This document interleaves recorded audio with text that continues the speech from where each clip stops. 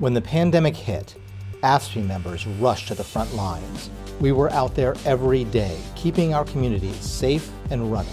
Public works employees, healthcare workers, librarians, and many other public service workers were showing up day in and day out. DHS workers and DCFS investigators kept families afloat and children safe. Our job is to go out there and protect the children and families and make sure they're safe, regardless of if there is a pandemic or not. Direct support professionals assisted our most vulnerable.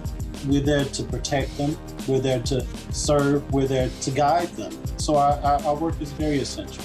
In our schools, we kept our children safe, healthy, and fed. In nursing homes and hospitals, we continued to care.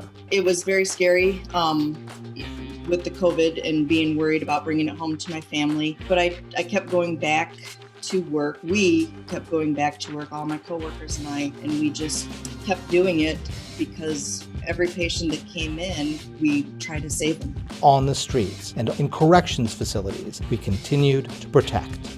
Every day, we go in there watching each other's backs, making sure that we go home safe and do our job.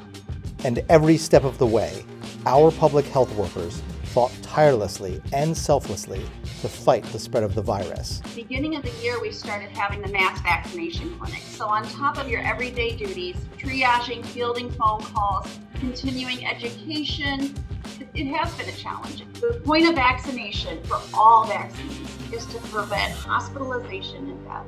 It's to give your body a chance to fight it. It's about keeping everyone safe so everyone gets to have their family members. Throughout this pandemic, we never quit. United and determined, we faced every challenge head on. Well, during this pandemic, it's very essential that I still show up to work and be present for the health and safety of the public. Together, we are building a better future. Our organizing victories across the state strengthen Council 31's hand to make real change in the workplace. We realized that unionizing might be our only shot at protecting our staff, protecting the services that we offer the public. We're stronger than ever. Everyone is working together, like the community, the library, and the union all together. We never could have done it, without everyone to save our jobs. We have the power to negotiate for ourselves and advocate for ourselves and each other. We continue to bring our power to the bargaining table and have won significant contract fights at UCAN, City of Springfield, Freeport, and Cook County.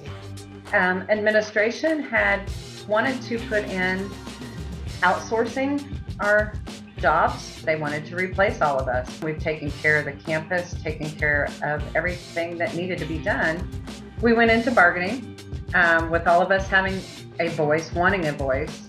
Sometimes management does not want to listen, but when we all stick together in solidarity, we get that point across. Being in the union, I feel really confident. I have my union family. This last negotiations, we stood together. We know we have each other's back when there's important issues that we need to get across and negotiate. And our collective power allows us to make significant changes in the legislature.